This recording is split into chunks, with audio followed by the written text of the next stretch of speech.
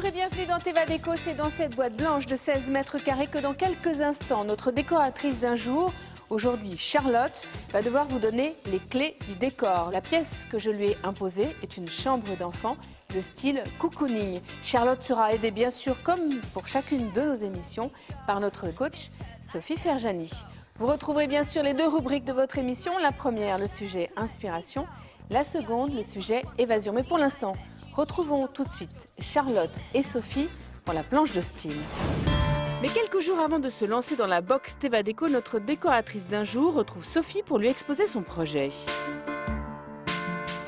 Charlotte, bonjour. Bonjour Sophie.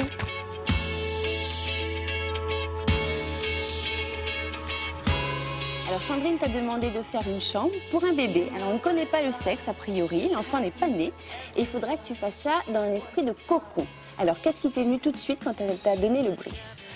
Alors en fait j'ai pensé au cocon du verre à soie tout d'abord, Ouais. qui est une enveloppe protectrice, très douce, dans les formes arrondies. D'accord. Et ça m'a évoqué aussi, qui rappelle en fait le ventre de la mer. D'accord. Et j'ai voulu donc faire un parallèle entre le ventre de la mer et le cocon, puisque l'idée est que la chambre du bébé soit le prolongement du ventre de la mer, que ça le rassure et que ça lui permette de se développer en douceur et voilà, de s'adapter en douceur à son environnement. D'accord, donc j'ai retenu douceur. Le ventre de la mer, en fait, c'est rassurant. Protection et rondeur. Tout à fait. D'accord, bah, c'est très prometteur. Alors montre-moi ta planche, on va voir justement ce que tu as décidé de mettre en avant. Alors, voilà, donc en fait, je parlais du cocon sur lequel j'ai voulu partir au départ, le cocon de verre à soie, qui est très doux. Alors comment tu exprimes justement la douceur ? Alors la douceur, je l'exprime en fait par des matières extrêmement douces, l'utilisation de matières et textures extrêmement douces, comme la laine, absolument, oui. La laine, le polaire. Ce qu'on voit là absolument. Aussi, le petit doudou là. Voilà, donc tous les accessoires également en matière très douce, voilà, comme les peluches. D'accord, donc beaucoup de matières douces. Tout à fait. D'accord. La douceur, c'est aussi peut-être de la couleur, parce que je vois que ta planche est très unie. Complètement, donc pour moi voilà, c'est de la douceur, s'exprime par des couleurs eh bien, douces et neutres, puisqu'on ne connaît pas le sexe de l'enfant effectivement, donc j'ai pas voulu prendre de parti pris sur une fille ou un garçon. En revanche, donc, on est plus dans les couleurs blanches, crème, beige, donc très douce. En revanche, pour apporter plus de chaleur à l'ambiance, j'ai souhaité relever le tout par une couleur taupe marron qui rappelle aussi l'esprit naturel dont je n'ai pas parlé au départ, mais c'est vrai que pour moi, le cocon et le ventre de la mère enceinte, c'est aussi ça rappelle la nature, le naturel. D'accord. Voilà. Tu me parlais de matière naturelle. Alors, par exemple, c'est via le bois qu'on va la ressentir? Alors, absolument, le bois, mais il y a aussi la douceur, parce que j'utilise du mobilier en bois naturel et très doux au toucher. Et puis, toujours du bois très clair, donc, on le retrouve dans la couleur du sol, avec un parquet en bois blanchi. Très bien. Mais écoute, j'ai bien compris ce qui est matière et forme. Je veux bien comprendre dans l'espace maintenant comment tu vas articuler cette chambre et quels seront les meubles. Alors, je veux bien qu'on passe au dessin. Ok. So little to say, but so much time. These by my empty mouth, the words are in my mind.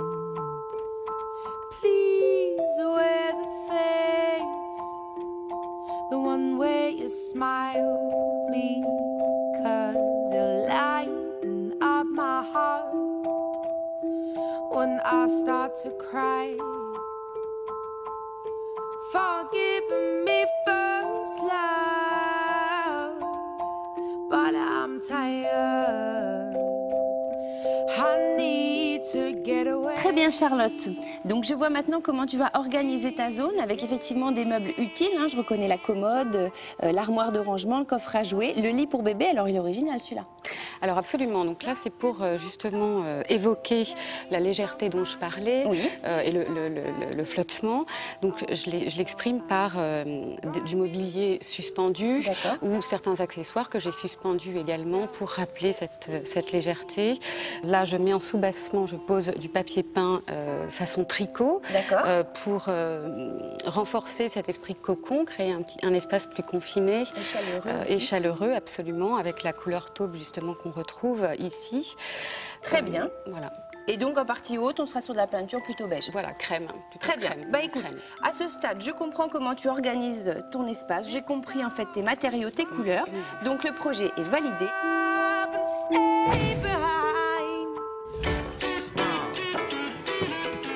Charlotte, nous voici dans la box, la boîte blanche. Alors il va falloir l'habiller, cette boîte. Par quoi est-ce qu'on va commencer? Alors, on va commencer par les murs, en peignant d'abord la base principale qui sera blanc cassé.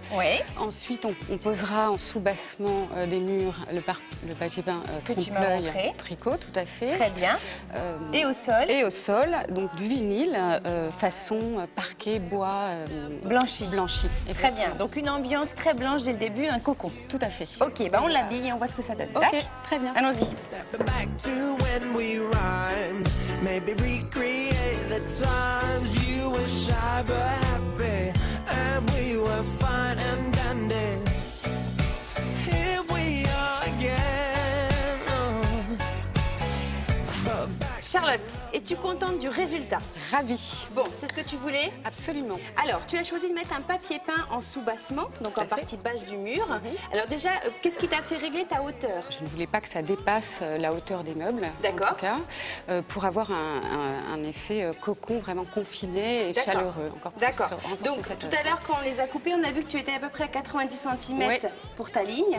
C'est une bonne idée parce qu'effectivement, quand on décide de couper un mur en deux comme ça, avec un sous-bassement et une partie haute, plus on va mettre en fait la ligne haute, plus on va avoir une impression de grandeur, plus on va tirer vers le haut. Et plus on va descendre, plus on a l'impression qu'on baisse le ton, plus ça fait confiner. Et donc ça, cette ligne basse, ça participe à un décor tamisé, confiné et cocon. Donc ça, c'est une très bonne idée.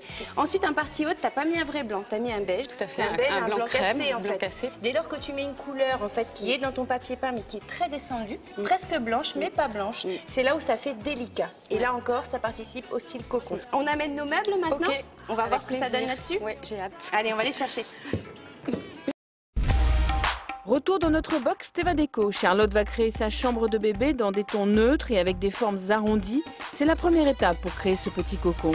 Alors c'est vrai que 16 mètres carrés pour une chambre de bébé, c'est très grand. Tu as la place en fait de t'exprimer et de circuler. Hein. Tout à fait. Bon, parfait. Et donc, tu veux le lit de bébé pile au milieu? Oui, absolument. C'est le cœur, vraiment le cœur de la pièce. Ok, donc on le suspend. On le suspend.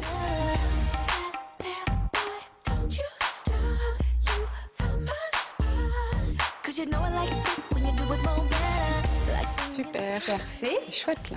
Donc au niveau de la hauteur, t'en penses quoi? Alors au niveau de la hauteur, donc j'imagine la maman se baisser, prendre son enfant. Je trouve que c'est pas mal. C'est pas mal.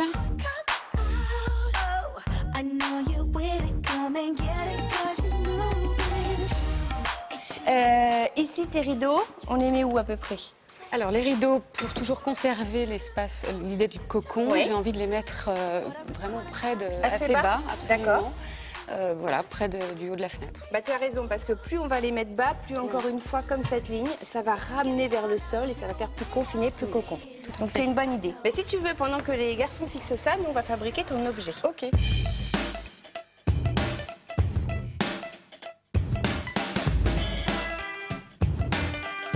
Alors, qu'est-ce que tu as imaginé pour nous? Alors, j'ai imaginé une veilleuse ourson cocon, enfermant dans son ventre de la douceur, de l'amour, voilà, des plumes. Voilà. Parfait, c'est très gourmand tout ça. Alors, de quoi tu as besoin pour faire cette veilleuse ourson? Alors, j'ai besoin de boules plastiques et de cœurs plastiques séparables. J'ai besoin d'une boule de jersey, de mini-billes à paillettes, de garnitures, de cercles, d'abat-jour, d'une guirlande, de pastilles adhésives, de la colle mue et aussi des petites boules de polystyrène pour les oreilles. Très bien, les oreilles de notre ours. Voilà. Parfait. Donc comment est-ce qu'on fait justement pour fabriquer cette ours? Quelle est la première étape? Donc je remplis mes boules plastiques de garniture. Donc là, il y a des plumes, de la neige. Et je remplis en fait juste une partie, la moitié de la boule. Bon, on y va. Je Allez, fais aussi sur les plus petits? Voilà, tout à Parfait. fait, sur les deux. Je mets ce que je veux. Ensuite, bien, on referme la boule, hein, voilà, et puis on secoue. Enfin, voilà. L'idée, c'est pas que ce soit rempli, mais que on ait ce côté aérien, léger. Voilà. Donc après, je prends la boule, hein, une fois garnie, et je vais la coller sur le grand cercle, sur la bague. Très bien. Je vais prendre des pastilles adhésives. D'accord, ça c'est colle, du double face. Voilà, exactement, et ça colle très très bien, c'est très efficace.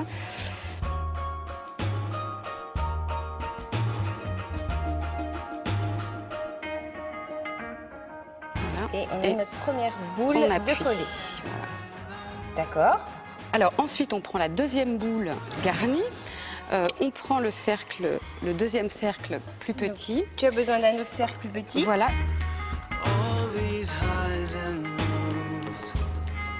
Alors ensuite, plutôt que de coller directement la partie arrondie du petit cercle là-dessus, ça ne va pas tenir. Non, il y a un rond sur un rond. Voilà, exactement. Donc en fait, il faut juste un joint. Très bien. Voilà, pas trop petit, suffisamment grand pour épouser une surface ronde. Très voilà. bien. Donc on va d'abord coller la petite boule avec de la colle glue. D'accord.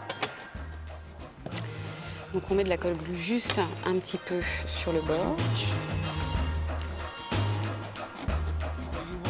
Je colle donc en centrant sur la petite boule. Parfait. Donc là, tu viens de coller la deuxième sur la première grâce au joint. Exactement. Parfait. Donc là, effectivement, je commence à comprendre ton nounours. Donc il y a le ventre et puis la tête, c'est ça? Voilà, exactement. D'accord. Ensuite, ce que je te propose, c'est de faire les oreilles, donc avec la boule de polystyrène. Pour connaître mieux l'ours quand même. Voilà. Et la pelote de jersey. Voilà. Puis après, hop, on finit et on a notre boule. Donc maintenant, on vient coller les oreilles. Voilà. Alors pour ça, on prend de la glu.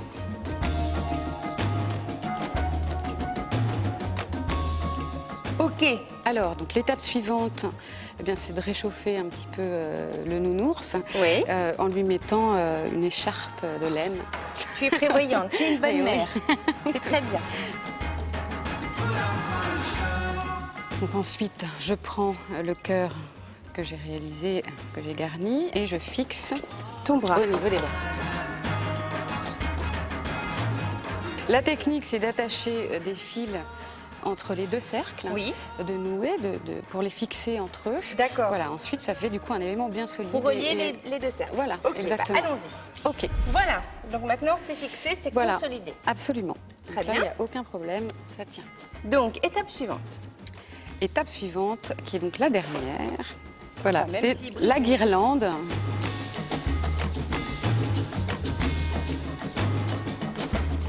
Donc tu entoures ce petit ours d'une guirlande électrique. Ouais, et ça prend vraiment toute son ampleur.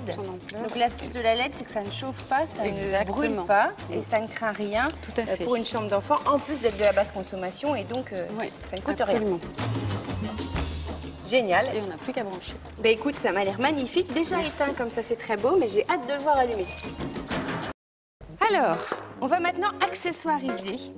Alors, dis-moi, par rapport à ce qu'on a dans la chambre, tu veux placer beaucoup d'accessoires sur les étagères? Quelques-uns, oui. D'accord. En fait, je remarque que tu n'as rien mis en hauteur. Non. Tu mets tout sur cette sorte de ligne d'horizon et au sol. Absolument. D'accord. Donc, bah là, écoute, je comprends bien ton univers. On est dans la douceur, on est dans l'accessoire. Vraiment, c'est hyper généreux. Et c'est ça un peu l'univers d'un enfant. En fait, il faut qu'il ne se cogne pas. Il y a de la douceur de partout. Ben, on y va.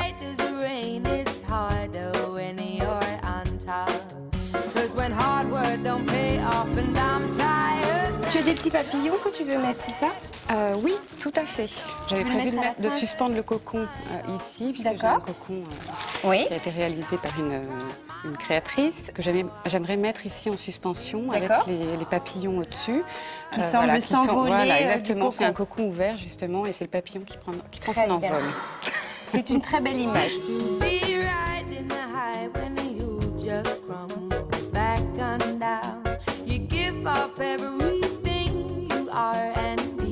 C'est très bien, Charlotte. Tu as eu un parti pris, tu es allée jusqu'au bout. Il y a le cocon, il est partout, il est même là. Les papillons s'envolent du cocon, c'est parfait. Moi, je trouve ça très bien. Il y aurait eu plein de versions possibles autour de cette idée, mais en tout cas, la tienne, elle est très jolie et je pense qu'une future maman serait agréablement surprise. Tout est là. Bah écoute, on n'a plus qu'à attendre Sandrine maintenant. Absolument. Ah, je croyais qu'il y avait le bébé carrément, parce que je me disais, on est tellement dans le décor que...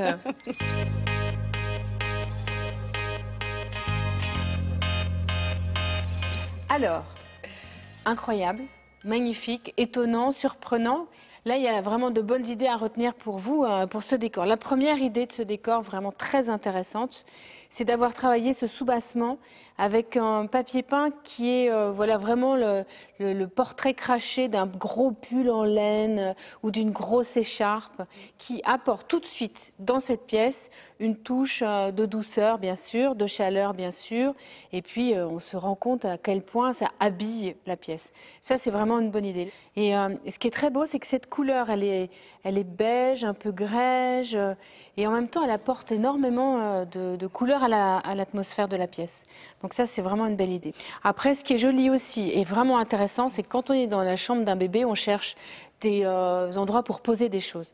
Et je trouve super intéressante cette idée de cette petite simèse sur laquelle on va poser maintenant les tableaux pour nourrissons du bébé à venir.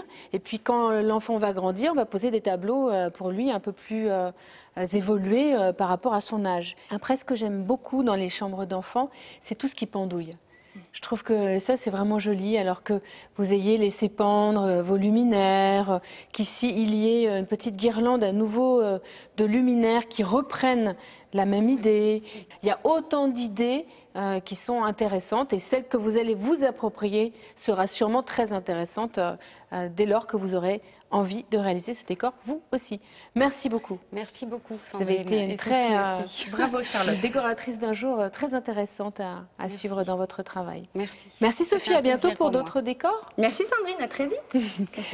Voilà, c'est terminé pour cette box. Mais bien sûr, si vous avez envie d'en savoir un peu plus sur le décor, sur le stylisme par exemple, c'est tout de suite sur le site internet de l'émission tevadeco.fr. N'hésitez pas d'ailleurs sur ce site internet d'aller vous rendre sur les réseaux sociaux. Vous pourrez ainsi nous dire si vous avez aimé justement ce décor. Je vous dis à très bientôt pour d'autres promesses de jolis décors, ça c'est sûr.